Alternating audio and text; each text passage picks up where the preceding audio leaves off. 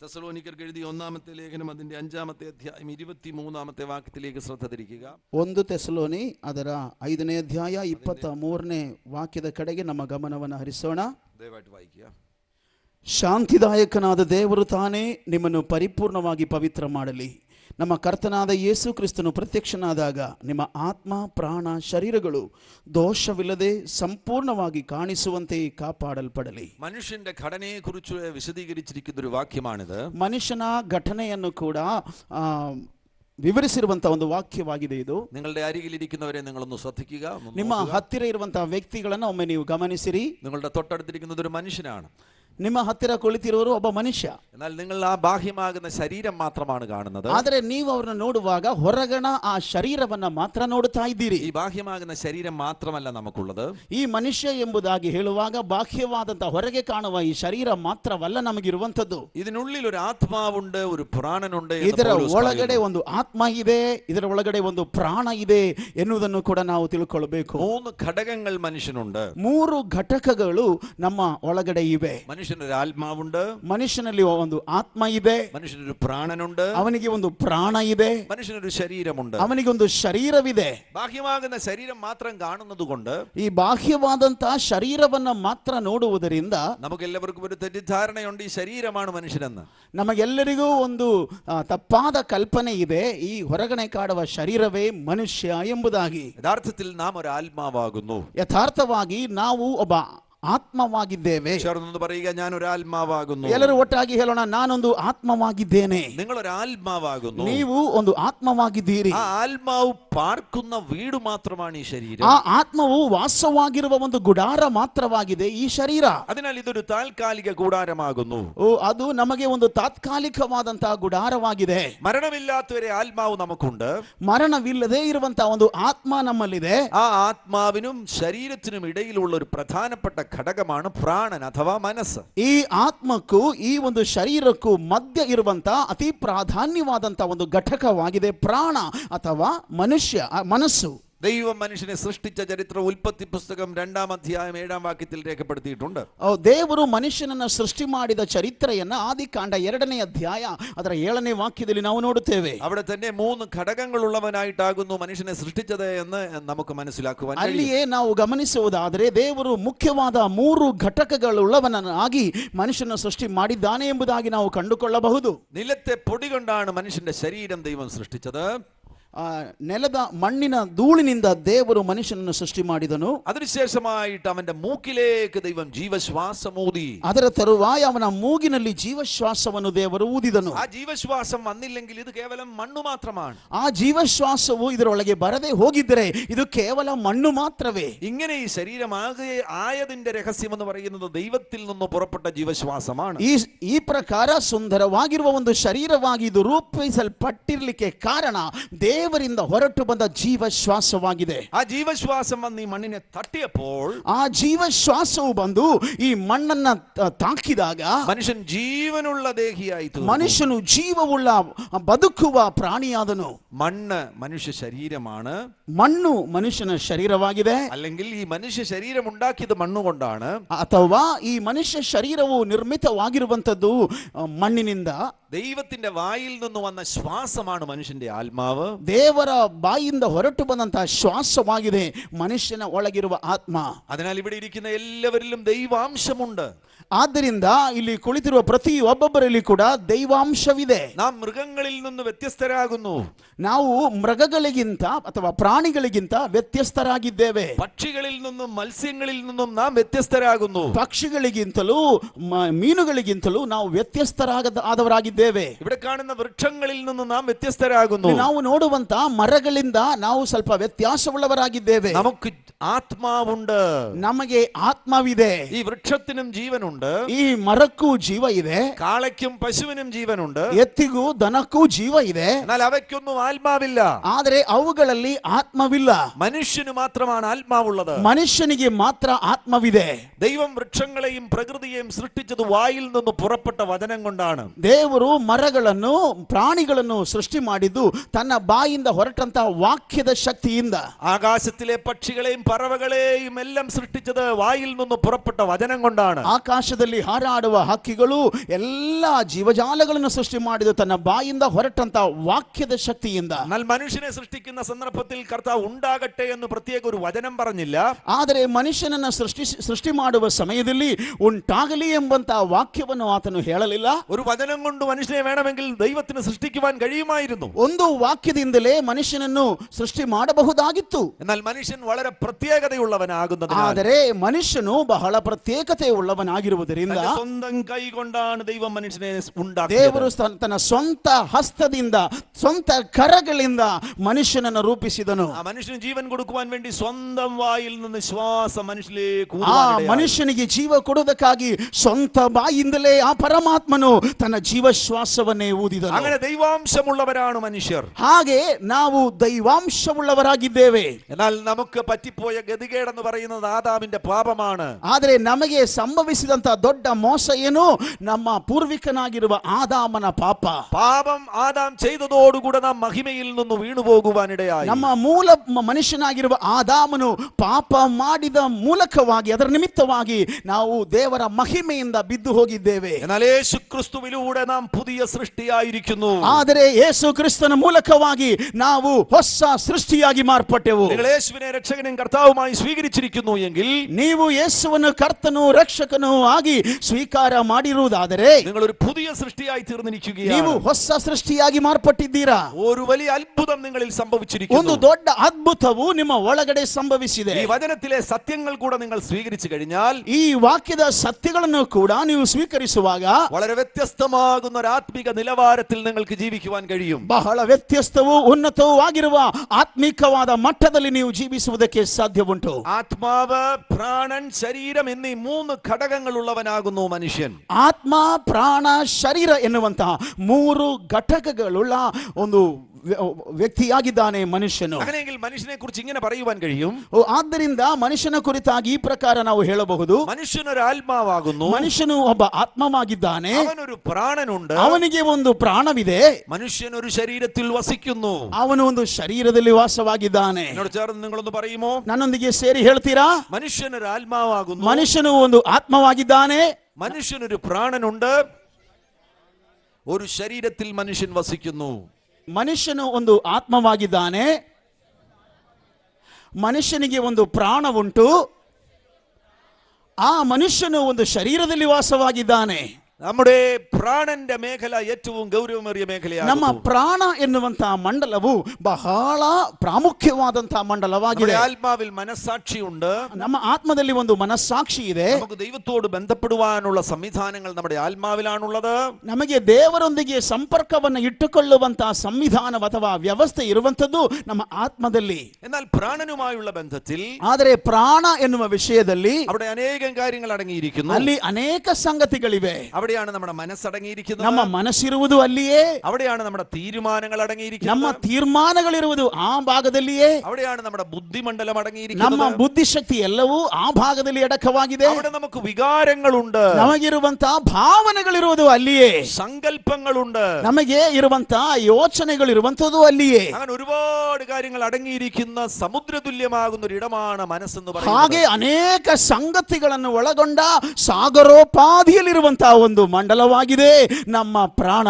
നമ്മുടെ ശരീരം എന്ന് പറയുന്നത് മാംസവും അസ്ഥിയും രക്തവും ചേർന്നതാകുന്നു. ನಮ್ಮ ಶರೀರ ಎಂಬುದಾಗಿ ಹೇಳುವಾಗ ಮಾಂಸ, ರಕ್ತ ಮತ್ತು ಎಲುಬುಗಳಿಂದ ಕೂಡಿದಂತಹ ಒಂದು ಸಂಗತಿಯಾಗಿದೆ. ഇങ്ങനെ ഈ മൂന്ന് ഘടകങ്ങൾ, ആത്മാവ്, പ്രാണൻ, ശരീരം, ഈ മൂന്ന് ഘടകങ്ങൾ ചേർന്ന ഒരു വ്യക്തിയാണ് മനുഷ്യൻ. ಹೀಗೆ ಆತ್ಮ, ಪ್ರಾಣ, ಶರೀರ ಎನ್ನುವಂತಹ ಮೂರು ಘಟಕಗಳನ್ನ ಒಳಗೊಂಡಿರುವಂತಹ ಒಂದು ವ್ಯಕ್ತಿಯಾಗಿದ್ದಾನೆ ಒಬ್ಬ ಮನುಷ್ಯ. ഈ മൂന്ന് ഘടകങ്ങളെ കുറിച്ച് നാം നന്നായി മനസ്സിലാക്കുകയാണ് എങ്കിൽ, ಈ ಮೂರು ಘಟಕಗಳನ್ನ ನಾವು ಚೆನ್ನಾಗಿ ಅರ್ಥ ಮಾಡಿಕೊಳ್ಳುವುದಾದರೆ നമ്മുടെ ക്രിസ്തീയ ജീവിതത്തിന്റെ വേഗത വർദ്ധിക്കുവാൻ ഇടവരും. ನಮ್ಮ ಕ್ರಿಸ್ತೀಯ ಜೀವಿತದ ವೇಗವು ವೃದ್ಧಿಯಾಗುತ್ತದೆ. ജീവിതത്തിൽ സംഭവിക്കുന്ന കാര്യങ്ങൾ എവിടെ നിന്നാണ് ആരംഭിക്കുന്നത് എന്ന് നമുക്ക് തിരിച്ചറിയുവാൻ കഴിയും. ನಮ್ಮ ಜೀವಿತದಲ್ಲಿ ಸಂಭವಿಸುವ ಕಾರ್ಯಗಳು, ನಮ್ಮ ಜೀವಿತದಲ್ಲಿ ಸಂಭವಿಸುವ ಘಟನೆಗಳು ಎಲ್ಲಿ ಉದ್ಭವಿಸುತ್ತದೆ ಎಂಬುದು ನಮಗೆ ಆಗ ಗೊತ್ತಾಗುತ್ತೆ. ഇത് ആത്മാവിൽ നിന്നാണോ ആരംഭിച്ചിരിക്കുന്നത്? ಇದು ಆತ್ಮದಿಂದ ಆರಂಭವಾಗಿದೆಯೋ? ഇത് മനസ്സിൽ നിന്നാണോ ಇದು ആരംഭിച്ചിരിക്കുന്നത്? ಮನಸ್ಸಿನಿಂದ ಆರಂಭವಾಗಿದೆಯೋ? ഇത് ശരീരത്തിൽ നിന്നാണോ ಅಥವಾ ആരംഭിച്ചിരിക്കുന്നത്? ಇದು ಶರೀರದಿಂದ ಆರಂಭವಾಗಿದೆಯೋ? നമുക്കത് പെട്ടെന്ന് തിരിച്ചറിയുവാൻ കഴിയും. ನಮಗದು ಬೇಗ ಅರ್ಥ ಮಾಡಿಕೊಳ್ಳಲು ಸಾಧ್ಯವುಂಟು. അങ്ങനെയെങ്കിൽ പല കാര്യങ്ങളുടെ മേലും വേഗത്തിൽ നമുക്ക് വിജയം ലഭിക്കുവാൻ ഇടവരും. ಹಾಗೆ ನಾವು ಅರ್ಥ ಮಾಡಿಕೊಂಡಾಗ ಅನೇಕ ವಿಷಯಗಳಲ್ಲಿ ಅತಿ ಬೇಗನೆ ನಾವು ಬಿಡುಗಡೆಯನ್ನು ಹೊಂದಿಕೊಳ್ಳುತ್ತೇವೆ. അതിന് ഉപകാരപ്രദമാണ് ഈ ദൈവവചന ശുശ്രൂഷകൾ. ಅದಕ್ಕೆ ಬಹಳ ಉಪಯುಕ್ತವಾದದ್ದಾಗಿದೆ ಈ ದಿವಸಗಳಲ್ಲಿ ನಾವು ಮಾಡುವಂತಹ ದೇವರ ವಾಕ್ಯದ ಸೇವೆಗಳು. എബ്രായ ലേഖനം 4-ാം അധ്യായം 12-ാം വാക്യത്തിൽ പോവുകയാണ്. ಇಬ್ರಿಯ ಪತ್ರಿಕೆ 4ನೇ ಅಧ್ಯಾಯ 12ನೇ ವಾಕ್ಯಕ್ಕೆ ನಾವು ಓದುವುದಾದರೆ അവിടെയും നമുക്ക് ഈ 3 ഘടകങ്ങളെ കുറിച്ച് പരാമർശിച്ചിരിക്കുന്നത് ಅಲ್ಲಿಯೂ ಕೂಡ ಈ 3 ಮುಖ್ಯವಾದ ಘಟಕಗಳನ್ನ ಮುಖ್ಯವಾಗಿ ಪರಾಮರ್ಶಿಸುವುದನ್ನ ನಾವು ನೋಡುತ್ತೇವೆ. ಇಬ್ರಿಯ 4:12 ഈ വചനത്തിൽ വളരെ വ്യക്തമായി രേഖപ്പെടുത്തിയിരിക്കുന്നു. ദൈവത്തിന്റെ വചനത്തിന്റെ പ്രത്യേകത അത് പ്രാണനെയും ആത്മാവിനെയും സന്ധിമജ്ജകളെയും തുളച്ചു ചെല്ലുവാൻ പ്രാപ്തിയുള്ളതാണ്. ಈ ವಾಕ್ಯದಲ್ಲಿಯೇ 3 ಘಟಕಗಳನ್ನು ಪ್ರಸ್ತಾಪಿಸಲಾಗಿದೆ. ಅಲ್ಲಿ ಸ್ಪಷ್ಟವಾಗಿ ಬರೆಯಲ್ಪಟ್ಟಿದೆ, ದೇವರ ವಾಕ್ಯವು ಆತ್ಮ, ಪ್ರಾಣ ಮತ್ತು ಸಂಧಿ ಮಜ್ಜೆಗಳನ್ನು ಕೂಡ ತೂರಿ ಹೋಗುವಂತದ್ದಾಗಿದೆ ಎಂಬುದಾಗಿ. ബൈബിൾ മൊത്തത്തിൽ മനുഷ്യനെ സമീപിക്കുമ്പോൾ ഈ 3 ഘടകങ്ങൾ ഉള്ളവനായിട്ടാണ് മനുഷ്യനെ സമീപിക്കുന്നത്. ಸತ್ಯವೇದವು ಮನುಷ್ಯನೊಂದಿಗೆ ವ್ಯವಹರಿಸುವಾಗ ಅಥವಾ ದೇವರ ವಾಕ್ಯವು ನಮ್ಮೊಂದಿಗೆ ಸಂಪರ್ಕಿಸುವಾಗ ಈ 3 ಘಟಕಗಳುಳ್ಳಂತ ಒಬ್ಬ ವ್ಯಕ್ತಿ ಎಂದು ತಿಳುಕೊಂಡು ಈ ವಾಕ್ಯವು ನಮ್ಮೊಂದಿಗೆ ವ್ಯವಹರಿಸುತ್ತದೆ. കേവലം ഒരു ശരീരജീവിയായിട്ടല്ല മനുഷ്യനെ ബൈബിൾ കാണുന്നത്. ಕೇವಲ ಒಬ್ಬ ಶರೀರವುಳ್ಳವನಾಗಿ ಮಾತ್ರ ಸತ್ಯವೇದವು ನಮ್ಮನ್ನ ಕಾಣುತ್ತಾ ಇಲ್ಲ. ബൈബിൾ മനുഷ്യനെ കാണുന്നത് ആത്മാവും പ്രാണനും ശരീരവും 3 ഘടകങ്ങൾ ഉള്ളവനായിട്ടാണ് ബൈബിൾ മനുഷ്യനെ കാണുന്നത്. ಸತ್ಯವೇದವು ನಮ್ಮನ್ನು ನೋಡುವಾಗ ಆತ್ಮ, ಪ್ರಾಣ, ಶರೀರ ಎಂಬ 3 ಘಟಕಗಳುಳ್ಳಂತ ಒಬ್ಬ ವ್ಯಕ್ತಿಯಾಗಿ ಅದು ನಮ್ಮನ್ನ ನೋಡುತ್ತಾ ಇದೆ. നിങ്ങൾ ശരീരത്തിൽ അനുഭവിക്കുന്ന പല പീഡകളുടെയും ആരംഭം ചിലപ്പോൾ മനസ്സിലായിരിക്കും. ನಿಮ್ಮ ಶರೀರದಲ್ಲಿ ನೀವು ಅನುಭವಿಸುತ್ತಿರುವ ಅನೇಕ ಪೀಡೆಗಳ ಅದರ ಮೂಲ ಒಂದು ವೇಳೆ ಮನಸ್ಸಿನಿಂದಲೇ ಉದ್ಭವಿಸಿರಬಹುದು. നിങ്ങൾ മനസ്സിൽ അനുഭവിക്കുന്ന പല സംഘർഷങ്ങളുടെയും ആരംഭം ചിലപ്പോൾ ശരീരത്തിലായിരിക്കും. ಒಂದು ವೇಳೆ ನೀವು ಮನಸ್ಸಿನಲ್ಲಿ ಅನುಭವಿಸುತ್ತಿರುವ ಅನೇಕ ಸಂಘರ್ಷಗಳಿವೆಯಲ್ಲ, ಅವುಗಳು ಒಂದು ವೇಳೆ ನಿಮ್ಮ ಶರೀರದಿಂದಲೇ ಆರಂಭಿಸಿರಬಹುದು. അനേകം വർഷങ്ങൾക്ക് മുന്നമേ ഒരിക്കൽ ഞാൻ ഒരു സ്ഥലത്ത് ശുശ്രൂഷിക്കുമ്പോൾ, ಕೆಲವು ವರ್ಷಗಳ ಹಿಂದೆ ನಾನೊಂದು ಕಡೆ ದೇವರ ವಾಕ್ಯವನ್ನ ಸಾರುತ್ತಿರುವಾಗ അതിനുശേഷം പ്രാർത്ഥിക്കുവാൻ വേണ്ടി വ്യക്തികൾ കടന്നു വരുവാനിടയായി. ಆ ವಾಕ್ಯ ಸಾರಿದ ತರುವಾಯ ಪ್ರಾರ್ಥಿಸುವುದಕ್ಕಾಗಿ ಜನರು ನಮ್ಮ ಬಳಿಗೆ ಬಂದರು. ഒരു സ്ത്രീ വന്നനോട് പറഞ്ഞു, 12 വർഷമായിട്ട് മൈഗ്രെയിൻ തലവേദനയാണ്. ಒಬ್ಬ ಸಹೋದರಿ ನಮ್ಮ ಮುಂದೆ ಬಂದು ಹೇಳುತ್ತಾ ಇದ್ದಾಳೆ, 12 ವರ್ಷಗಳಿಂದ ಬಿಟ್ಟು ಹೋಗದೇ ಇರುವಂತಹ ಕಠಿಣವಾದ ತಲೆನೋವು ನನಗಿದೆ ಎಂಬುದಾಗಿ. ഞാൻ അവരോട് ചോദിച്ചു, 12 വർഷം മുൻപ് നിങ്ങൾക്ക് ഈ തലവേദന ഉണ്ടാകുന്ന ആ സാഹചര്യത്തിൽ എന്തെങ്കിലും ഓർമ്മിക്കത്തക്ക സംഭവം നിങ്ങളുടെ ജീവിതത്തിൽ ഉണ്ടായിട്ടുണ്ടോ? ನಾನು ಅವರಿಗೆ ಕೇಳಿದೆ, 12 ವರ್ಷಗಳ ಹಿಂದೆ ನಿಮಗೆ ಈ ತಲೆನೋವು ಪ್ರಾರಂಭವಾದಾಗ ನೆನಪಿಡತಕ್ಕಂತ ಯಾವುದೇ ಘಟನೆಗಳು ನಿಮ್ಮ ಜೀವಿತದಲ್ಲಿ ಸಂಭವಿಸಿತೋ? പൊടുന്നനെ അവർ ചിന്തിച്ചതിന് ശേഷമായിട്ട് കുറെ നേരം ആലോചിച്ചതിന് ശേഷമായിട്ട് പറഞ്ഞു, അവരുടെ ഈ മുഖഭാവം മാറുവാനിടയായി.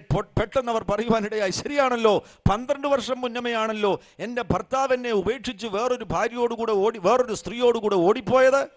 ಅವರು ಸ್ವಲ್ಪ ಸಮಯ ಆಲೋಚನೆ ಮಾಡಿದ ತರುವಾಯ ಅವರ ಮುಖಭಾವ ಬದಲಾಯಿತು. ಅವರು ಹೇಳ್ತಾ ಇದ್ದಾರೆ, ಅವರು ತಟ್ಟನೆ ಹೇಳ್ತಾ ಇದ್ದಾರೆ, ಹೌದು, 12 ವರ್ಷಗಳ ಹಿಂದೆ ನಾನು ಬಹಳ ಪ್ರೀತಿಸಿದ ನನ್ನ ಗಂಡ ನನ್ನನ್ನು ಬಿಟ್ಟು ಬೇರೊಬ್ಬಳ ಜೊತೆಗೆ ಓಡಿ ಹೋದನು. ഞാനും എൻ്റെ മകളും അനാഥരായി പോയി. അയ്യോ, അന്നാണല്ലോ എനിക്ക് ഈ തലവേദന തുടങ്ങിയത്. ನಾನು ಮತ್ತು ನನ್ನ ಮಗಳು ನಾವು ಅನಾಥರಾದೆವು. ಆವತ್ತೇ ಈ ತಲೆನೋವು ಕೂಡ ನನ್ನ ಮೇಲೆ ಬಂತು. അവരുടെ ശരീരത്തിലെ തലവേദനയുടെ രഹസ്യമെന്ന് പറയുന്നത് ശരീരത്തിലെ രോഗമല്ല, മനസ്സിലുണ്ടായ 12 വർഷം മുൻപുണ്ടായ ദുഃഖത്തിന്റെ പരിണത ഫലമാകുന്നു. ಅವರ ಶರೀರದಲ್ಲಿ ಉಂಟಾದ ಆ ತಲೆನೋವು ಕೇವಲ ಶಾರೀರಿಕವಾದ ಒಂದು ದೋಷವಲ್ಲ, ಸುಮಾರು 12 ವರ್ಷಗಳ ಹಿಂದೆ ಅವರ ಮನಸ್ಸಿನಲ್ಲಿ ಆಳವಾಗಿ ತಟ್ಟಿದಂತಹ ಒಂದು ಘಟನೆಯಿಂದ ಉಂಟಾದ ಆ ನೋವಿನಿಂದಲೇ, ಆ ದುಃಖದಿಂದಲೇ ಉದ್ಭವಿಸಿದ ಕಾಯಿಲೆಯಾಗಿತ್ತು ಅದು. നിങ്ങളുടെ ജീവിതത്തിൽ ഒരു ദുഃഖമുണ്ടാകുമ്പോൾ, ನಿಮ್ಮ ಜೀವಿತದಲ್ಲಿ ಒಂದು ದುಃಖ ಉಂಟಾಗುವಾಗ ആ ദുഃഖം നിങ്ങൾ പരിഹരിക്കാതെ, ಆ ದುಃಖವನ್ನ ನೀವು ಪರಿಹರಿಸದೆ നിങ്ങളത് മനസ്സിൽ വെച്ചുകൊണ്ടിരിക്കുകയാണെങ്കിൽ, ನೀವು ಆ ದುಃಖವನ್ನು ಮನಸ್ಸಲ್ಲೇ ಇಟ್ಟುಕೊಂಡರೆ ಹೇಳಿದರೆ ആളുകൾ ചിലപ്പോൾ കഴിയുമ്പോൾ അത് ശരീരത്തിൽ ഒരു വേദനയായി പരിണമിക്കുവാൻ സാധ്യതയുണ്ട്. ಕಾಲಾಂತರದಲ್ಲಿ ಅದೊಂದು ಶರೀರದಲ್ಲಿ ಒಂದು ವೇದನೆಯಾಗಿ ಒಂದು ಕಾಯಿಲೆಯಾಗಿ ಪರಿಣಮಿಸಬಹುದು. പല ശാരീരിക രോഗങ്ങളുടെയും പിന്നിലുള്ളത് മനസ്സിൽ കൊണ്ടു നടക്കുന്ന ദുഃഖങ്ങളാണ്. ಅನೇಕ ಶಾರೀರಿಕವಾದಂತಹ ರೋಗಗಳ ಹಿಂದೆ ಇರುವಂತಹ ಗುಟ್ಟು ಅವರು ಮನಸ್ಸಿನಲ್ಲಿ ಬಚ್ಚಿಟ್ಟುಕೊಂಡಿರುವಂತಹ ಕೆಲವೊಂದು ದುಃಖದ ನೆನಪುಗಳಾಗಿರುತ್ತವೆ. ഇതേപോലെ തിരിച്ച് ശരീരവും മനസ്സിനെ സ്വാധീനിക്കുവാൻ ഇടവരും. ಇದೇ ಪ್ರಕಾರ ಶರೀರವೂ ಕೂಡ ಒಂದು ವೇಳೆ ಮನಸ್ಸನ್ನು ಸ್ವಾಧೀನಿಸಬಹುದು. കാരണം നമുക്ക് ഇന്ദ്രിയങ്ങളുണ്ട്. ಯಾಕೆಂದ್ರೆ ನಮಗೆ ಇಂದ್ರಿಯಗಳಿವೆ, നമുക്ക് കണ്ണുണ്ട്, ನಮಗೆ ಕಣ್ಣಿವೆ, രുചിയുണ്ട്, ನಮಗೆ ರುಚಿ ಇದೆ, സ്പർശനമുണ്ട്. ಸ್ಪರ್ಶನವಿದೆ. ഈ ഇന്ദ്രിയങ്ങളെല്ലാം ലോകത്തിലേക്ക് തുറന്നിരിക്കുകയാണ്. ಈ ನಮ್ಮ ಶರೀರದ ಇಂದ್ರಿಯಗಳೆಲ್ಲವೂ ಲೋಕಕ್ಕೆ ತೆರೆಯಲ್ಪಟ್ಟಿದೆ. നിങ്ങൾ വളരെ വിശുദ്ധനായി ജീവിക്കുവാൻ ആഗ്രഹിക്കുന്ന ഒരു ക്രിസ്ത്യാനിയാണ്. ನೀವು ಬಹಳ ವಿಶುದ್ಧರಾಗಿ ಪವಿತ್ರತೆಯಲ್ಲಿ ಜೀವಿಸಲು ಬಯಸುವ ಒಬ್ಬ ಕ್ರೈಸ್ತನಾಗಿದ್ದೀರಿ. എന്നാൽ റോഡിലൂടെ നടന്നു പോകുമ്പോൾ, ಆದರೆ ರಸ್ತೆಯಲ್ಲಿ ನಡೆದಾಡುವಾಗ, പെൺകുട്ടിയെ കാണുമ്പോൾ, ಒಂದು ಹೆಣ್ಣು ಮಗಳನ್ನು ನೋಡುವಾಗ നിങ്ങളുടെ ഹൃദയം മലിനമായി പോകുന്നു. ನಿಮ್ಮ ಹೃದಯದಲ್ಲಿ ಮಲಿನತೆ ಉಂಟಾಗ್ತದೆ. അശുദ്ധ ചിന്തകൾ വരികയാണ്. ಅಶುದ್ಧವಾದ ಯೋಚನೆಗಳು ನಿಮ್ಮ ಒಳಗೆ ಬರುತ್ತವೆ. മനസ്സിൽ നിങ്ങൾക്ക് ആ ചിന്ത വേണ്ട. ಮನಸ್ಸಿನಲ್ಲಿ ಆ ಚಿಂತೆ ನಿಮಗೆ ಬೇಕಾಗಿಲ್ಲ. അപ്പോൾ അത് എങ്ങനെയാ പ്രവേശിച്ചത്? ಆದ್ರೆ ಇದು ಒಳಗಡೆ ಹೆಂಗ್ ಬಂತು? നിന്റെ ശരീരത്തിലൂടെയാ പ്രവേശിച്ചത്. ನಿನ್ನ ಶರೀರದ ಒಂದು ಅಂಗವಾಗಿರುವ ಕಣ್ಣಿನ ಮೂಲಕ ಅದು ಒಳಗೆ ಬಂತು. നീ ആളിനെ തൊട്ടില്ല, ನೀ ಅದನ್ನ ಮುಟ್ಲಿಲ್ಲ, സംസാരിച്ചില്ല, ಮಾತಾಡ್ಲಿಲ್ಲ, കണ്ടതു മാത്രമേ ഉള്ളൂ. ಕೇವಲ ಕಂಡಿದ್ದು ಮಾತ್ರ. ആ കണ്ണിലൂടെ അത് അകത്ത് കയറിയപ്പോൾ ಕಣ್ಣ ಮೂಲಕ ಅದು ಒಳಗೆ ಬಂತು. നിന്റെ മനസ്സ് അശുദ്ധമായി പോയി. ಕೂಡಲೇ ನಿನ್ನ ಮನಸ್ಸು ಅಶುದ್ಧವಾಯಿತು. അന്ന് സന്ധിയിലും ಆ ചിന്ത പിന്നെയും കയറി വരുന്നു. ಅದು ಮನಸ್ಸಿನಿಂದ ಹೊರಗಟ್ಟಬೇಕಂತ ಆಸೆ ಇದೆ, ಆದ್ರೆ ಪುನಃ ಪುನಃ ಒಳಗೆ ಬರ್ತಾ ಇದೆ. ഇങ്ങനെ ഈ മനസ്സും ശരീരവും തമ്മിലുള്ള ഒരു അശുദ്ധ കൂട്ടുകെട്ടുണ്ട്. ಹೀಗೆ ಮನಸ್ಸು ಮತ್ತು ಶರೀರ ಮತ್ತು ಮನಸ್ಸಿನೊಂದಿಗೆ ಅಶುದ್ಧವಾದಂತ ಒಂದು ಬಾಂಧವ್ಯ ಉಂಟಾಯಿತು. ആ കൂട്ടുകെട്ടിനെ ജയിക്കുവാൻ ഈ വചനം നിങ്ങളുടെ ഉള്ളിൽ പ്രവർത്തിക്കേണ്ടത് ಅಂತ ആവശ്യമാണ്. ಒಂದು ಬಾಂಧವ್ಯ, ಆ ಒಂದು ಅಶುದ್ಧವಾದಂತ ಆ ಒಂದು ಬಂಧವನ್ನ ಮುರಿಯುವುದಕ್ಕೆ ದೇವರ ವಾಕ್ಯ ನಿಮ್ಮ ಒಳಗೆ ഈ ಪ್ರವೇಶಿಸಬೇಕಾಗಿದೆ. വചനം നമ്മുടെ മനസ്സിൽ പ്രവർത്തിക്കുകയാണെങ്കിൽ ಈ ವಾಕ್ಯವು ನಮ್ಮ ಒಳಗಡೆ ಪ್ರವೇಶಿಸುವುದಾದರೆ, ಕಾರ್ಯ ಮಾಡುವುದಾದರೆ, ആ മേഖലകളിൽ നമുക്ക് നിലനിൽക്കുന്ന ಆ വിജയം ലഭിക്കും. ಮಂಡಲಗಳೆಲ್ಲ ನಮಗೆ ನೆಲೆ ನಿಲ್ಲುವ ಬಿಡುಗಡೆ ಉಂಟಾಗುತ್ತದೆ. എവിടെയാണ് ഇത് ആരംഭിച്ചതെന്ന് നമുക്ക് മനസ്സിലാക്കുവാൻ കഴിയും. ಎಲ್ಲಿಂದ ಇದು ಆರಂಭಿಸಿತು ಎಂಬುದು ನಮಗೆ ಗೊತ್ತಾಯಿತು. അങ്ങനെയെങ്കിൽ നമുക്ക് പരിഹാരം വേഗത്തിൽ കണ്ടെത്താം. ಅದು ನಮಗೆ ಗೊತ್ತಾದರೆ ಪರಿಹಾರ ಬೇಗನೆ ಹುಡುಕಿಕೊಳ್ಳಬಹುದು. ഈ മൂന്ന് ഘടകങ്ങളെ കുറിച്ചുള്ള ഒരു നല്ല അറിവ് നിങ്ങൾക്ക് ലഭിക്കുകയാണെങ്കിൽ, ಈ ಮೂರು ಘಟಕಗಳ ಬಗ್ಗೆ ನಮಗೆ ಒಂದು ಒಳ್ಳೆಯ ತಿಳುವಳಿಕೆ ಉಂಟಾದರೆ ഒത്തിരി സ്വാതന്ത്ര്യത്തോടുകൂടെ നമുക്ക് ജീവിക്കുവാൻ കഴിയും. ಬಹಳ ಸ್ವಾತಂತ್ರ್ಯದಿಂದ ನಾವು ಈ ಲೋಕದಲ್ಲಿ ಜೀವಿಸಬಹುದು. യേശുക്രിസ്തു നമുക്ക് വേണ്ടിയുള്ളതെല്ലാം ചെയ്തു കഴിഞ്ഞു. ಯೇಸು ಕ್ರಿಸ್ತನು ನಮಗೋಸ್ಕರ ಬೇಕಾದ್ದೆಲ್ಲವನ್ನ ಮಾಡಿ ಮುಗಿಸಿದ್ದಾನೆ. നമ്മുടെ ആത്മാവ് വീണ്ടും ജനിച്ചിരിക്കുകയാണ്. ನಮ್ಮ ಆತ್ಮವು ಹೊಸದಾಗಿ ಹುಟ್ಟಿದೆ, പുതിയ സൃഷ്ടിയാണ്. ಹೊಸ പക്ഷെ ಸೃಷ್ಟಿಯಾಯಿತು. ആ സാധ്യതകളൊന്നും നമുക്ക് ഉപയോഗിക്കുവാൻ കഴിയാതെ പോകുന്നത്, ಆದರೆ ಆ ಹೊಸ ಜನ್ಮದ ಸಾಧ್ಯತೆಗಳೆಲ್ಲವನ್ನೂ ಕೂಡ ಪೂರ್ಣವಾಗಿ ನಾವು ಅನುಭವಿಸುವುದಕ್ಕೆ ಸಾಧ್ಯವಾಗದೇ ಇರುವಂತದ್ದು, അറിയേണ്ട കാര്യം നാം അറിയുന്നില്ല എന്നതാണ്. ತಿಳಿಯಬೇಕಾದ ಸಂಗತಿಗಳು ನಾವು ತಿಳಿಯದೆ ಹೋಗ್ತಾ ಇದ್ದೇವೆ. ഈ വചനം നമുക്ക് വെളിപ്പെട്ട് കിട്ടുകയാണെങ്കിൽ, ಈ ವಾಕ್ಯವು ನಮಗೆ ಚೆನ್ನಾಗಿ ಪ್ರಕಟವಾಗುವುದಾದರೆ, കർത്താവ് ചെയ്തു കഴിഞ്ഞിരിക്കുന്ന കാര്യങ്ങൾ നമുക്ക് അനുഭവിക്കുവാൻ കഴിയും. ಕರ್ತನು ನಮಗೋಸ್ಕರ ಮಾಡಿ ಮುಗಿಸಿರುವ ಸಂಗತಿಗಳನ್ನ ನಾವು ಚೆನ್ನಾಗಿ ಅನುಭವಿಸುತ್ತೇವೆ. ഈ ഭൂമിയിൽ 3 തരത്തിലുള്ള മനുഷ്യരുണ്ട്. ಈ ಭೂಮಿಯಲ್ಲಿ 3 ವಿಧವಾದ ಮನುಷ್ಯರಿದ್ದಾರೆ. 1 കൊരിന്ത്യർ 2-14 വാക്യത്തിൽ പറയുന്നു, പ്രാകൃത മനുഷ്യൻ എന്ന് പറയുന്നു. 1 ಕೊರಿಂಥ 12ನೇ ಅಧ್ಯಾಯ ಅದರ 14ನೇ ವಾಕ್ಯದಲ್ಲಿ ಪ್ರಾಕೃತ ಮನುಷ್ಯ ಎಂಬುದಾಗಿ ಬರೆಯಲ್ಪಟ್ಟಿದೆ. ആരാണ് പ്രാകൃത മനുഷ്യൻ? ಪ್ರಾಕೃತ ಮನುಷ್ಯ ಅಂದ್ರೆ ಏನು? ಯಾರು? പ്രാകൃത മനുഷ്യൻ രക്ഷിക്കപ്പെടാത്തവനാകുന്നു. ಪ್ರಾಕೃತ ಮನುಷ್ಯನು ಅವನು ರಕ್ಷಣೆ ಹೊಂದದೇ ಇರುವಂತ ಮನುಷ್ಯ. ദയവായിട്ട് ആ വാക്യം വായിക്കുക. 1 കൊരിന്ത്യർ 2-14 വാക്യം. പ്രാകൃത മനുഷ്യൻ രക്ഷിക്കപ്പെട്ടവനല്ല. ಪ್ರಾಕೃತ ಮನುಷ್ಯನು ಅವನು ರಕ್ಷಣೆ ಹೊಂದಿದವನೇ ಅಲ್ಲ. എന്നാൽ രക്ഷിക്കപ്പെട്ടവരുടെ ഇടയിൽ 2 കൂട്ടരുണ്ട്. ಆದರೆ ರಕ್ಷಣೆ ಹೊಂದಿದವರ ಒಳಗೇನೆ 2 ವಿಧದ ಮನುಷ್ಯರಿದ್ದಾರೆ. 1 കൊരിന്ത്യർ 3-1 വാക്യം. 1 ಕೊರಿಂಥದಲ್ಲಿ 3ನೇ ಅಧ್ಯಾಯ 1ನೇ ವಾಕ್ಯ. അവിടെ 2 കൂട്ടരെ കുറിച്ച് പറഞ്ഞിരിക്കുന്നു, ജഡീകരെന്നും ആത്മീകരെന്നും. ಇಲ್ಲಿ 2 ವಿಧದ 2 ಪಂಗಡಕ್ಕೆ ಸೇರಿದ ಮನುಷ್ಯರ ಬಗ್ಗೆ ಬರೆಯಲ್ಪಟ್ಟಿದೆ. ಅಲ್ಲಿ ಬರೆಯಲ್ಪಟ್ಟಿದೆ ಆತ್ಮಿಕ ಮನುಷ್ಯರು ಮತ್ತು ಪ್ರಾಪಂಚಿಕ ಮನುಷ್ಯರು ಎಂಬುದಾಗಿ. 3 കൂട്ടരുണ്ട് ಈ ಭೂಮಿയിൽ. ಈ ಭೂಮಿಯಲ್ಲಿ 3 ವಿಧದ ಮನುಷ್ಯರಿದ್ದಾರೆ. രക്ഷിക്കപ്പെടാത്തവർ, ರಕ್ಷಣೆ ಹೊಂದದೇ ಇರುವಂತಹ ಪ್ರಾಕೃತ ಮನುಷ್ಯರು. അവരെ ബൈബിൾ വിളിക്കുന്നത് പ്രാകൃത മനുഷ്യരെന്നാണ്. ಸತ್ಯವೇದ ಅವರನ್ನ ಪ್ರಾಕೃತ ಮನುಷ್ಯರು ಎಂಬುದಾಗಿ ಹೇಳ್ತಾರೆ. നമ്മളെല്ലാവരും രക്ഷിക്കപ്പെട്ടവരാണ്. ಆದರೆ ನಾವೆಲ್ಲರೂ ರಕ್ಷಣೆ ಹೊಂದಿದವರಾಗಿದ್ದೇವೆ. രക്ഷിക്കപ്പെട്ടവരുടെ ഇടയിൽ 2 കൂട്ടരുണ്ട്. ರಕ್ಷಣೆ ಹೊಂದಿದವರ ಮಧ್ಯದಲ್ಲಿ 2 ವಿಧ.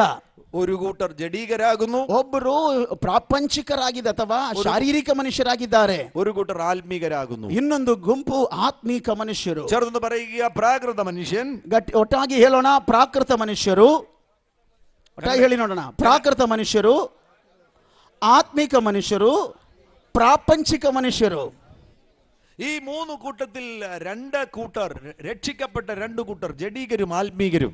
ಈ ಮೂರು ಗುಂಪಲ್ಲಿ ರಕ್ಷಣೆ ಹೊಂದಿದವರಲ್ಲಿ ಎರಡು ಗುಂಪು, ಆತ್ಮಿಕರು ಮತ್ತು ಪ್ರಾಪಂಚಿಕರು. എങ്ങനെയാണ് ചിലർ ആത്മീകരായി തീരുന്നത്, ചിലർ ജഡീകരായി തീരുന്നത്? ಹೇಗೆ ಕೆಲವೊಬ್ಬರು ಆತ್ಮಿಕರಾಗಿ ಮಾರ್ಪಟ್ಟಿದ್ದಾರೆ, ಇನ್ನು ಕೆಲವೊಬ್ಬರು ಯಾಕೆ ಪ್ರಾಪಂಚಿಕರಾಗಿ ಮಾರ್ಪಟ್ಟಿದ್ದಾರೆ? നിങ്ങളുടെ ഉള്ളിലെ വീണ്ടും ജനിച്ച ആത്മാവ്, ನಿಮ್ಮ ಒಳಗಡೆ ಹೊಸದಾಗಿ ಹುಟ್ಟಿದ ಆತ್ಮನು, ആ ആത്മ മനുഷ്യന്റെ അധീനതയിൽ നിങ്ങളുടെ ശരീരത്തെയും മനസ്സിനെയും നിങ്ങൾ കൊണ്ടുവരികയാണെങ്കിൽ, ಆ ಆತ್ಮ ಮನುಷ್ಯನ ಸ್ವಾಧೀನತೆಗೆ, ಅಧೀನತೆಗೆ ನಿಮ್ಮ ಶರೀರವನ್ನು, ನಿಮ್ಮ ಪ್ರಾಣವನ್ನು ನೀವು ತಂದು ಅಡಗಿಸಿಕೊಳ್ಳುವುದಾದರೆ, അങ്ങനെ നിങ്ങൾ ആത്മാവിന്റെ നിയന്ത്രണത്തിൽ ജീവിച്ചാൽ, ಹಾಗೆ ನಾವು ಆತ್ಮನ ನಿಯಂತ್ರಣದಲ್ಲಿಯೇ ನಮ್ಮ ಜೀವನ ಇದ್ದರೆ, അവിടെയാണ് നിങ്ങൾ ആത്മീകരായി തീരുന്നത്. ಆಗ ಮಾತ್ರ ನಾವು ಆತ್ಮೀಕ ಮನುಷ್ಯ ಎಂಬುದಾಗಿ ಹೇಳಬಹುದು. ലളിതമായ ഉദാഹരണം പറഞ്ഞു കഴിഞ്ഞാൽ, ಬಹಳ ಸರಳವಾಗಿ ಹೇಳೋದಾದ್ರೆ, നിങ്ങളുടെ ശരീരം തെരുവിലേക്ക് ഇറങ്ങുമ്പോൾ, ನನ್ನ ಶರೀರವು ಬೀದಿಯಲ್ಲಿ ಹೋಗುವಾಗ ഒരു മനോഹരമാകുന്ന കാർ കാണുന്നു. ಒಂದು ಸುಂದರವಾದ ಕಾರನ್ನು ನೋಡ್ತಾ ಇದೆ. അപ്പോൾ എനിക്ക് ശരീരം പറയും, എനിക്ക് ആ കാർ വേണം. ಹಾಗೆ ಶರೀರ ಹೇಳ್ತದೆ, ನನಗೆ ಈ ಕಾರು ಬೇಕು, ആ കാർ വേണം, ಆ ಕಾರು ನನಗೆ ಬೇಕು.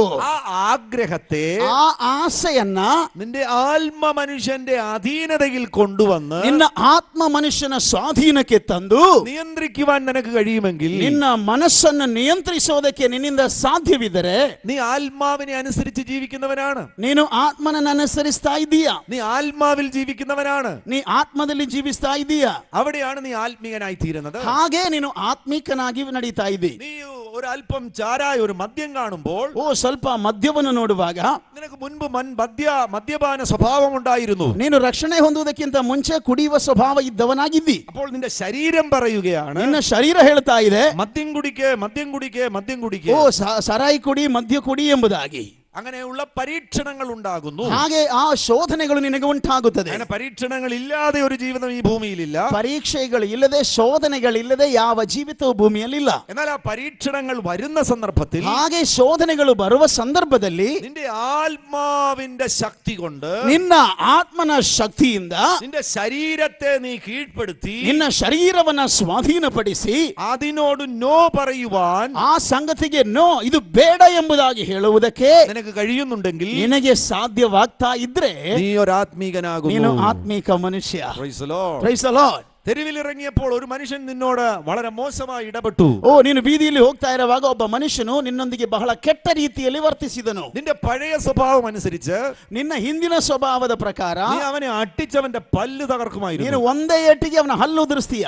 പക്ഷേ ഇപ്പോൾ ಆದ್ರೆ ಈಗ അടിക്കാൻ നിന്റെ ശരീരം പറയുന്നു, ನಿನ್ನ ಶರೀರ ಹೇಳ್ತಾ ಇದೆ, ಒಂದು ಹಾಕ್ಬಿಡು. അടിച്ചവന്റെ പല്ല് തകർക്കാൻ നിന്റെ ಒಂದೇ ശരീരം ಏಟಿಗೆ പറയുന്നു. ಹಲ್ಲು ಉದುರಿಸ್ಬಿಡು ಎಂಬುದಾಗಿ ನಿನ್ನ ಶರೀರ ಹೇಳ್ತದೆ. നിന്റെ ആത്മാവ് വളരെ ശക്തിയേറിയതാകുന്നതിനാൽ, ಆದ್ರೆ ನಿನ್ನ ಆತ್ಮವು ಬಹಳ ಶಕ್ತಿ ಉಳ್ಳದಾಗಿರೋದ್ರಿಂದ, ശരീരത്തെ ആത്മാവിന്റെ അധീനതയിൽ നീ കൊണ്ടുവന്ന് ನಿನ್ನ ಶರೀರವನ್ನು ನಿನ್ನ ಆತ್ಮನ ಸ್ವಾಧೀನಕ್ಕೆ ತಂದು ആ വ്യക്തിയോട് നീ ക്ഷമിക്കുന്നു എങ്കിൽ, ಆ ವ್ಯಕ್ತಿಯನ್ನ ನೀನು ಕ್ಷಮಿಸಿ ಮುಂದುವರಿಯುವುದಾದರೆ, നീയാണൊരു ആത്മീകൻ. ನೀನು ಆತ್ಮಿಕ ಮನುಷ್ಯ. Hallelujah, hallelujah, hallelujah, hallelujah, hallelujah, hallelujah. അപ്പോൾ ജഡികൻ ആരാണ് എന്ന് നിങ്ങൾക്ക് ഇപ്പോൾ തന്നെ മനസ്സിലായല്ലോ. ಈಗ ನಿಮಗೆ ಗೊತ್ತಾಯಿತು ಪ್ರಾಪಂಚಿಕನು ಯಾರು ಎಂಬುದಾಗಿ. അവന്റെ മുമ്പിൽ ഒരു പരീക്ഷ വരുമ്പോൾ, ಅವನ ಮುಂದೆ ಒಂದು ಪರೀಕ್ಷೆ ಬರುವಾಗ, കണ്ണു പറയുന്നത് അവൻ അനുസരിക്കും, ಕಣ್ಣು ಏನು ಹೇಳ್ತದೋ ಅದು ಅವನ ಅನುಸರಿಸ್ತಾನೆ. ചെവി പറയുന്ന അവൻ അനുസരിക്കും, ಕಿವಿ ಏನು ಹೇಳ್ತದೋ ಅವನ ಅನುಸರಿಸ್ತಾನೆ. അവന്റെ രുചി പറയുന്ന അവൻ അനുസരിക്കും, ಅವನ ಬುದ್ಧಿ ಏನು ಹೇಳ್ತದೋ ಅದು ಹಂಗ ಮಾಡ್ತಾನೆ. ഇന്ദ്രിയങ്ങളുടെ അധീനതയിൽ ജീവിക്കുന്നവനാണ്, അല്ലെങ്കിൽ മനസ്സു തരുന്ന സുഖങ്ങളുടെ അധീനതയിൽ ജീവിക്കുന്നവനാണ് ജഡീകൻ. ಇಂದ್ರಿಯಗಳ ಅಧೀನತೆಯಲ್ಲಿ ಅಥವಾ ಮನಸ್ಸು ಕೊಡುವ ಸುಖಕ್ಕನುಸಾರವಾಗಿ ಜೀವಿಸುವ ಒಬ್ಬ ವಿಶ್ವಾಸಿಯೇ ಪ್ರಾಪಂಚಿಕ ವಿಶ್ವಾಸಿ. അങ്ങനെയുള്ളവർ ആത്മാവിന്റെ നിയന്ത്രണത്തിലേക്ക്, അവരുടെ ശരീരത്തെയും മനസ്സിനെയും അവരുടെ ആത്മാവിന്റെ നിയന്ത്രണത്തിലേക്ക് അവർ കൊണ്ടുവരുമ്പോൾ, ಅಂಥ ವ್ಯಕ್ತಿಗಳು ತಮ್ಮ ಶರೀರವನ್ನು, ಪ್ರಾಣವನ್ನು, ಮನಸ್ಸನ್ನು ತಮ್ಮ ಆತ್ಮದ ನಿಯಂತ್ರಣಕ್ಕೆ ಅವರು ತರುವಾಗ, അജഡീകതയിൽ നിന്ന് അവർക്ക് ആത്മീകതയിലേക്ക് ഉയരുവാൻ കഴിയും. ಆ ಪ್ರಾಪಂಚಿಕತೆಯಿಂದ ಆತ್ಮಿಕ ಜೀವನಕ್ಕೆ ಅವರು ಹಿಂದಿರುಗಿ ಬರುವುದಕ್ಕೆ ಸಾಧ್ಯವುಂಟು. Hallelujah, hallelujah, hallelujah, hallelujah. കരങ്ങൾ ഉയർത്തി ഒരിക്കൽ കൂടെ ഹല്ലേലൂയ. ಕೈಗಳನ್ನೆತ್ತಿ ದೇವರಿಗೆ ಒಮ್ಮೆ ಹಾಲೆಲೂಯ ಹೇಳೋಣ. ഈ മനസ്സിന് മൂന്ന് പ്രധാനപ്പെട്ട തട്ടുകളുണ്ട്. ಈ ಮನಸ್ಸಿಗೆನೇ ಮೂರು ಮುಖ್ಯವಾದ ಮಂಡಲಗಳಿವೆ. ബോധ മനസ്സുണ്ട്, ಪ್ರಜ್ಞಾವಂತ ಮನಸ್ಸಿದೆ, ഉപബോധ മനസ്സുണ്ട്, ಉಪಪ್ರಜ್ಞೆಯ ಮನಸ್ಸಿದೆ, അബോധ മനസ്സുണ്ട്. ಅಬೋಧವಾದ ಮನಸ್ಸಿದೆ, ಪ್ರಜ್ಞಾಹೀನ ಮನಸ್ಸು. നാമെല്ലാവരും ഇപ്പോൾ ബോധമുള്ളവരായിട്ടാണ് ഇവിടെ ഇരിക്കുന്നത്. ನಾವಿಲ್ಲಿ ಕುಳಿತಾಗ ಎಲ್ಲರೂ ಪ್ರಜ್ಞೆ ಉಳ್ಳವರಾಗಿ ಕೂತಿದ್ದೇವೆ. എന്നാൽ നാം പലതും ഡിപ്പോസിറ്റ് ചെയ്യുന്ന നമ്മുടെ ഒരു സെക്കൻഡ്, രണ്ടാമത്തെ ഒരു തട്ടെന്ന് വേണമെങ്കിൽ നമുക്ക് പറയാം, ഒരു ഉപബോധ തലം ಆದರೆ നമുക്കുണ്ട്. ನಮ್ಮ ಮನಸ್ಸಿನ ಒಳಗೇನೆ ನಾವು ನಮ್ಮ ನೆನಪುಗಳನ್ನ ಅಡಗಿಸಿ ಇಟ್ಟುಕೊಳ್ಳುವಂತ ಒಂದು ಮಂಡಲ ಇದೆ, ಅದು ಉಪಪ್ರಜ್ಞಾ ಮನಸ್ಸು ಎಂಬುದಾಗಿ. എന്നാൽ നമുക്ക് ആർക്കും കണ്ടെത്തുവാൻ, ഓർമ്മയിൽ കൊണ്ടുവരുവാൻ കഴിയാത്ത ഒരു അബോധ തലവും നമുക്കുണ്ട്. ಆದರೆ ನಮಗೆ ನೆನಪಿಸಿಕೊಳ್ಳುವುದಕ್ಕೂ ಕೂಡ ಸಾಧ್ಯ ಇಲ್ಲದೆ ಇರುವಂತ ನಮಗೆ ಪ್ರಜ್ಞಾಹೀನ ಮನಸ್ಸು ಕೂಡ ಇದೆ. മറഞ്ഞു കിടക്കുന്നത് പലതും നമ്മുടെ മനസ്സിലുണ്ട്. ಮರೆಯಾಗಿರುವ ಅನೇಕ ಗುಟ್ಟುಗಳು ನಮ್ಮ ಮನಸ್ಸಿನ ಒಳಗೇನೆ ಇದೆ. ഒരു അമ്മയുടെ ഉദരത്തിൽ ഒരു കുഞ്ഞുരുവാകുമ്പോൾ, ಒಂದು ತಾಯಿಯ ಹೊಟ್ಟೆಯಲ್ಲೇ ಒಂದು ಮಗು ರೂಪುಗೊಳ್ಳುವಾಗಲೇ ആ സമയം മുതൽ തന്നെ ആ കുഞ്ഞ് പൂർണ്ണമായിട്ടും ആത്മാവും മനസ്സും ശരീരവുമുള്ള ഒരു കുഞ്ഞാണ്. ಆ ತಾಯಿಯ ಹೊಟ್ಟೆಯೊಳಗೆ ಅದು ರೂಪುಗೊಳ್ಳುವಾಗಲೇ ಪೂರ್ಣವಾಗಿಯೂ ಆತ್ಮ ಪ್ರಾಣ ಶರೀರಗಳು ಇರುವಂತ ಒಂದು ಕೂಸಾಗಿ ಅದು ಅಲ್ಲಿ ಉತ್ಪತ್ತಿ ಆಗ್ತಾ ಇದೆ. അമ്മയുടെ പ്രതികരണങ്ങൾ കുഞ്ഞിന് തിരിച്ചറിയുവാൻ കഴിയും. ಆ ತಾಯಿಯ ಪ್ರಕ್ರಿಯೆಗಳು ಪ್ರತಿಕ್ರಿಯೆಗಳು ಆ ಮಗುವಿಗೆ ಅರ್ಥವಾಗ್ತಾ ಉಂಟು. പുറത്ത് നടക്കുന്ന സംഭവങ്ങളോട് കുഞ്ഞിന് അകത്തൊരു ചെറിയ പ്രതികരണമുണ്ട്. ಹೊರಗಡೆ ಪ್ರಪಂಚದಲ್ಲಿ ನಡೆಯುವಂತ ಘಟನೆಗಳಿಗೆ ಈ ಮಗುವಿಗೆ ಪ್ರತಿಕ್ರಿಯೆ ಇದೆ. അതുകൊണ്ടാണ് ലൂക്കോസിന്റെ സുവിശേഷം 1-ാമത്തെ അധ്യായത്തിൽ നമുക്ക് കാണുവാൻ കഴിയുന്നുണ്ട്. ಲೂಕನು ಬರೆದ ಸುವಾರ್ತೆ 1ನೇ ಅಧ್ಯಾಯದಲ್ಲಿ ನಾವು ನೋಡುತ್ತೇವೆ, അവിടെ ಅಮ್ಮಯ മറിയ വന്ന് എലിസബത്തിനെ വന്ദനം ചൊല്ലുമ്പോൾ എലിസബത്തിന്റെ ഉള്ളിൽ യോഹന്നാൻ സ്നാപകൻ തുള്ളി എന്ന് രേഖപ്പെടുത്തിയിരിക്കുന്നു. ಅಲ್ಲಿ ನಾವು ದೇವರ ವಾಕ್ಯದಲ್ಲಿ ಓದುತ್ತೇವೆ, ಯೇಸುವಿನ ತಾಯಿಯಾಗಿರುವ ಮರಿಯಳು ಎಲಿಸಬೆತಿನ ಬಳಿಗೆ ಬಂದು ವಂದನೆ ಹೇಳಿದ ಸಂದರ್ಭದಲ್ಲಿ ಎಲಿಸಬೆತಿನ ಹೊಟ್ಟೆಯೊಳಗೆ ಆ ಮಗು ಹಾರಾಡಿತು ಎಂಬುದಾಗಿ ಬರೆದಿದೆ. ലൂക്കോസിന്റെ സുവിശേഷം 1-ാം അധ്യായം അതിന്റെ 41-ാമത്തെ വാക്യം. ಲೂಕನ ಸುವಾರ್ತೆ 1ನೇ ಅಧ್ಯಾಯ 41. ഉദരത്തിൽ കിടക്കുന്ന കുഞ്ഞിന് പുറത്ത് നടക്കുന്ന കാര്യങ്ങളോട് പ്രതികരണങ്ങൾ ഉണ്ടാകും. ಒಳಗಡೆ ಇರುವ ಮಗುವಿಗೆ ಹೊರಗಡೆ ನಡೆಯುವ ಘಟನೆಗಳ ಮೇಲೆ ಅದು ಪ್ರತಿಕ್ರಿಯೆಯನ್ನು ತೋರಿಸುತ್ತದೆ. അമ്മ ഭയപ്പെട്ടാൽ കുഞ്ഞിലും ആ ഭയം സ്വാധീനിക്കും. ತಾಯಿ ಭಯಪಟ್ಟರೆ ಆ ಭಯವು ಮಗುವಿನ ಮೇಲೆ ಪ್ರಭಾವ ಬೀರುತ್ತೆ. ഗർഭിണിയായിരിക്കുന്ന സന്ദർഭത്തിൽ, അമ്മ ഗർഭിണിയായിരിക്കുന്ന സന്ദർഭത്തിൽ അപ്പൻ കള്ളു കുടിച്ചിട്ട് വന്നിട്ട് അമ്മയെ അടിക്കുമ്പോൾ, മർദ്ദിക്കുമ്പോൾ, ഇടിക്കുമ്പോൾ, അമ്മയെ കൊല്ലുവാൻ വേണ്ടി ശ്രമിക്കുമ്പോൾ അതിന്റെ പ്രതികരണം കുഞ്ഞ് അനുഭവിക്കുവാൻ. ತಾಯಿ ಒಂದು ಮಗುವನ್ನ ಹೊಟ್ಟೆಯಲ್ಲಿ ಬೆಳೆಯುತ್ತಿರುವ ಆ ಮಗು ಹೊಟ್ಟೆಯಲ್ಲಿ ಬೆಳೆಯುತ್ತಿರುವಾಗ, ತಾಯಿ ಗರ್ಭವತಿಯಾಗಿರುವಾಗ ಆಕೆಯ ಗಂಡನು ಬಂದು ಆಕೆಯನ್ನು ಹೀನಾಯವಾಗಿ ಬೈಯುವಾಗ, ಹೊಡೆಯುವಾಗ, ಕೊಲ್ತೇನೆ ಎಂಬುದಾಗಿ ಹೆದರಿಸುವಾಗ ಅಥವಾ ಕೊಲ್ಲುವುದಕ್ಕೆ ಪ್ರಯತ್ನಿಸುವಾಗ ಆ ತಾಯಿಯಲ್ಲಿ ಉಂಟಾಗುವ ಭಯವು ಆ ಮಗುವಿನ ಮೇಲೂ ಪ್ರಭಾವ ಬೀರುತ್ತಾ ಇದೆ. അമ്മ ഗർഭിണിയായിരിക്കുന്ന സന്ദർഭത്തിൽ ഭർത്താവ് വേറെ എവിടേക്കോ ഓടിപ്പോകുമ്പോൾ അതിന്റെ പ്രതികരണം കുഞ്ഞ് അനുഭവിക്കുവാൻ. ತಾಯಿಯು ಗರ್ಭಿಣಿಯಾಗಿರುವ ಸಂದರ್ಭದಲ್ಲಿ ತಂದೆಯು ಆಕೆಯನ್ನ ಬಿಟ್ಟು ಓಡಿ ಹೋಗುವಂತಹ ಘಟನೆ ಉಂಟಾದರೆ ಅದರ ಪ್ರಭಾವವು ಮಗುವಿನ ಮೇಲೆ ಬೀಳ್ತಾ ಇದೆ. എവിടുന്നാണ് ഈ ഭയം കയറിയത്? ಎಲ್ಲಿಂದ ಈ ಭಯ ನನ್ನೊಳಗೆ ಬಂತು? അയ്യോ, ഞാൻ ജനിച്ചതിന് ശേഷം ഭയപ്പെടുന്ന ഒരു കാര്യവും ഉണ്ടായിട്ടില്ല. ನಾನು ಹುಟ್ಟಿದ ಮೇಲೆ ಭಯಪಡುವಂತ ಯಾವ ಘಟನೆನೂ ನಡೆದಿಲ್ಲ. പിന്നെ എവിടുന്നാണ് ഈ ഭയം എന്റെ ജീവിതത്തിൽ? ಆದ್ರೆ ಈ ಭಯ ನನಗೆ ಎಲ್ಲಿಂದ ಬಂತು? അമ്മയുടെ ഉദരത്തിൽ വെച്ച് അമ്മ ഭയപ്പെട്ടപ്പോൾ കയറിയതാണ് ഈ ഭയം. ತಾಯಿಯ ಹೊಟ್ಟೆಯೊಳಗಿರುವಾಗಲೇ ತಾಯಿ ಭಯಪಟ್ಟಾಗ ಆ ಭಯವು ಈ ಮಗುವಿನ ಒಳಗೆ ಪ್ರವೇಶವಾಯಿತು. ചിലർ പറയുന്നു, എന്നെ ആരും സ്നേഹിക്കുന്നില്ല. ಕೆಲವೊಬ್ರು ಹೇಳ್ತಾರೆ, ನನ್ನನ್ನು ಯಾರು ಪ್ರೀತಿಸ್ತಾ ಇಲ್ಲ. എല്ലാവരും സ്നേഹിക്കുന്ന ഒരു അന്തരീക്ഷത്തിലാണ് ആ വ്യക്തി ഇപ്പോൾ. ಎಲ್ಲರೂ ಪ್ರೀತಿಸುವಂತಹ ಒಂದು ಸನ್ನಿವೇಶದಲ್ಲಿ ಆ ಮಗು ಈಗ ಇದೆ. പക്ഷേ ಆ ಸ್ನೇಹം ಆ ವ್ಯಕ್ತಿಗೆ ಸ್ವೀಕರಿಸುവാൻ കഴിയുന്നില്ല. ಆದರೆ ಆ ವ್ಯಕ್ತಿಗೆ ಆ ಪ್ರೀತಿಯನ್ನ ಸ್ವೀಕರಿಸುವುದಕ್ಕೂ ಅಂಗೀಕಾರ ಮಾಡೋದಕ್ಕೂ ಆಗ್ತಾ ಇಲ್ಲ. എവിടെയാണ് ഇത് സംഭവിച്ചത്? ಸಮಸ್ಯೆ ಆಗಿದೆಯಲ್ಲಿ. ചിലപ്പോൾ ആ അമ്മ ഉദരത്തിൽ ഈ കുഞ്ഞിനെ വഹിച്ചുകൊണ്ടിരിക്കുമ്പോൾ ഭർത്താവ് ഓടിപ്പോയ സംഭവമായിരിക്കാം ഈ കുഞ്ഞിൽ ആ ശൂന്യത കൊണ്ടുവന്നിരിക്കുന്നത്. ಒಂದು ವೇಳೆ ಈ ತಾಯಿಯು ಮಗು ಆ ಗರ್ಭವತಿ ಆಗಿರುವ ಸಮಯದಲ್ಲಿ ತಂದೆಯು ಆ ಕುಟುಂಬವನ್ನು ಬಿಟ್ಟು ಓಡಿ ಹೋದ ಒಂದು ಸಂದರ್ಭ ಇದ್ದಿರಬಹುದು. ಅಂತ ತಾಯಿಗೆ ಪ್ರೀತಿ ಸಿಗದೇ ಇರುವಂತಹ ಸನ್ನಿವೇಶದಲ್ಲಿ ಇಂಥ ಒಂದು ನ್ಯೂನತೆ ಮಗುವಿನ ಮನಸ್ಸಿನೊಳಗೆ ಬಂದಿರಬಹುದು. ഇതുപോലെ മറഞ്ഞു കിടക്കുന്ന കാര്യങ്ങളാണ് നിന്റെ അബോധ മനസ്സിൽ കിടക്കുന്നത്. ಹೀಗೆ ಮರೆಯಾಗಿರುವ ಅನೇಕ ಗುಟ್ಟುಗಳು ನಿಮ್ಮ ಪ್ರಜ್ಞಾಹೀನ ಮನಸ್ಸಿನಲ್ಲಿ ಅಥವಾ ಅಬೋಧ ಮನಸ್ಸಿನಲ್ಲಿ ಇವೆ. നിന്റെ ഓർമ്മയിലേക്ക് അവ കടന്നു വരുന്നില്ല. ಏನೆಲ್ಲ ಮಾಡಿದ್ರು ನಿನ್ನ ನೆನಪಿಗೆ ಅದು ಬರೋದೇ ಇಲ್ಲ. നീ ശ്രമിച്ചാൽ പോലും അത് കടന്നു വരില്ല. ಎಷ್ಟು ಪ್ರಯತ್ನ ಮಾಡಿದ್ರು ನಿನ್ನ ಮನಸ್ಸಿಗೆ ಅದು ಬರಲ್ಲ. പക്ഷേ അത് നിന്റെ മനസ്സിലുണ്ട്. ಆದರೆ ಅದು ನಿನ್ನ ಮನಸ್ಸೊಳಗೆ ಇದೆ. അതെവിടെയാണ്? ಅದು ಎಲ್ಲಿದೆ? ആ ഇരുണ്ട മുറിയിൽ, അബോധ മനസ്സിൽ, ಆ ಕತ್ತಲೆಯಿಂದ ತುಂಬಿದ ಕೋಣೆಯೋಪಾದಿಯಲ್ಲಿ ನಿನ್ನ ಅಬೋಧ ಅಥವಾ ಪ್ರಜ್ಞಾಹೀನ ಮನಸ್ಸೊಳಗೆ ಅದು ಡಿಪಾಸಿಟ್ ಆಗಿದೆ. ചെരുപ്പിട്ടാൽ അലർജി വരുന്ന ഒരു പെൺകുട്ടി ಒಮ್ಮೆ ಚಪ್ಪಲಿ ಹಾಕಿದರೆ ಅಲರ್ಜಿ ಬರುತ್ತಾ ಇರುವಂತಹ ಒಂದು ಹೆಣ್ಣು ಮಗಳು. പ്ലാസ്റ്റിക് കൊണ്ടുള്ള ചെരുപ്പോ ലെതർ കൊണ്ടുള്ള ചെരുപ്പോ റബ്ബർ കൊണ്ടുള്ള ചെരുപ്പോ അവൾക്ക് ഇടുവാൻ കഴിയുകയില്ല. ಪ್ಲಾಸ್ಟಿಕ್ ಇಂದಾಗಲಿ ಅಥವಾ ಲೆದರ್ ಇಂದಾಗಲಿ ರಬ್ಬರ್ ಇಂದಾಗಲಿ ಮಾಡಿದ ಯಾವುದೇ ಚಪ್ಪಲಿ ಆ ಮಗಳು ಹಾಕುವ ಹಾಗಿಲ್ಲ. ഒത്തിരി മരുന്ന് കഴിച്ചു എന്നിട്ടും യാതൊരു മാറ്റവുമില്ല. ಎಷ್ಟೆಲ್ಲ ಔಷಧಿ ಮಾಡಿದ್ರು ಯಾವುದೇ ಬಿಡುಗಡೆ ಇಲ್ಲ. എന്നാൽ പാസ്റ്റർ പ്രാർത്ഥിക്കുന്ന സന്ദർഭത്തിൽ ഇങ്ങനെ ഒരു കാഴ്ച കാണുവാനിടയായി. ಪಾಸ್ಟರ್ ಅವಳಿಗಾಗಿ ಪ್ರಾರ್ಥನೆ ಮಾಡುವಾಗ ಒಂದು ದರ್ಶನವನ್ನ ನೋಡಿದ್ರು. ഈ ഒരു കൊച്ചു കുഞ്ഞായിട്ട് അവൾ ഇരിക്കുമ്പോൾ അവളുടെ അപ്പൻ അവളെ ചെരുപ്പ് കൊണ്ട് അടിക്കുന്നു. ಒಂದು ಸಣ್ಣ ಪುಟ್ಟ ಮಗುವಾಗಿ ಆ ಮಗಳು ಇರುವಾಗ ಅವಳ ತಂದೆ ಈ ಒಂದು ಚಪ್ಪಲಿಯಿಂದ ಆ ಮಗುವನ್ನ ಹೊಡೆಯುವ ಒಂದು ದೃಶ್ಯ ಈ ಪಾಸ್ಟರ್ಗೆ ದರ್ಶನದಲ್ಲಿ ಬಂತು. ആ കുഞ്ഞായിരിക്കുന്ന സമയത്ത് അപ്പൻ ചെരുപ്പ് കൊണ്ട് അടിച്ചത് അവൾക്ക് സഹിക്കുവാൻ കഴിഞ്ഞില്ല.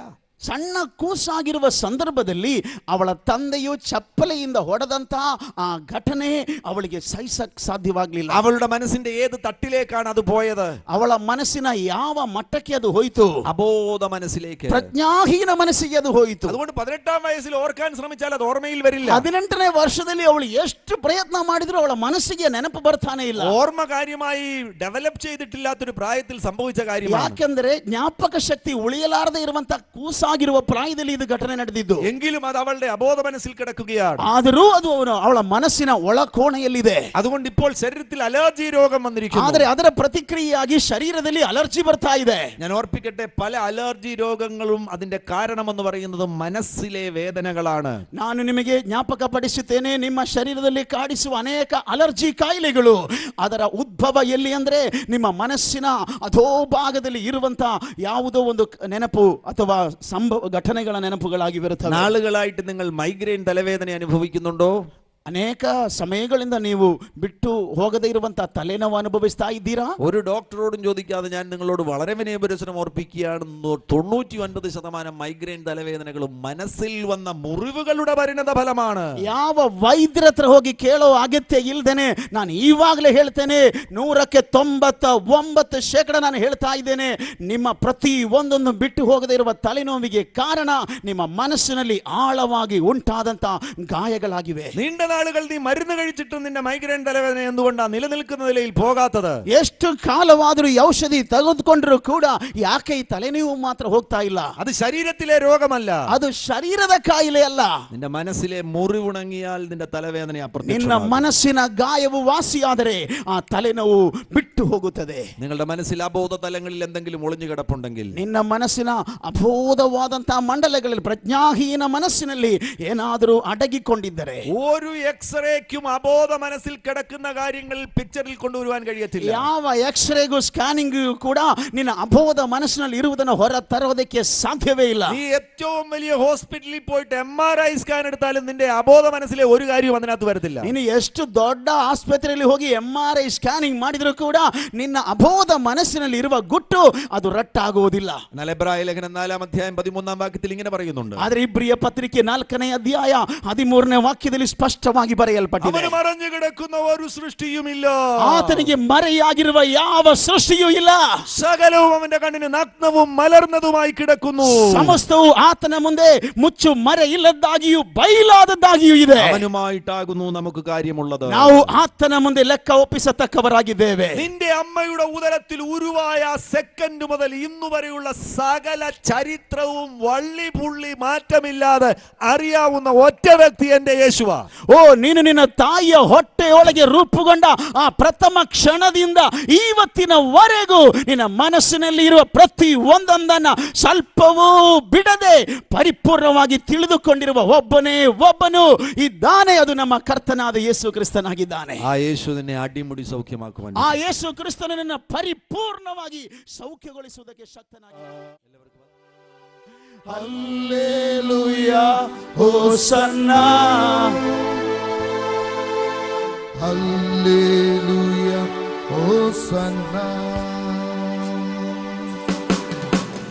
Hallelujah, Hosanna.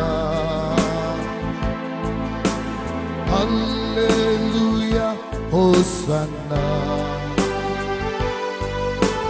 Hallelujah, Hosanna.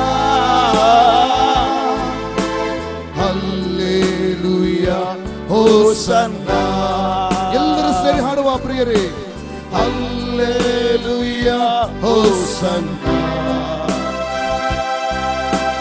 Hallelujah, Hosanna. Hallelujah, Hosanna.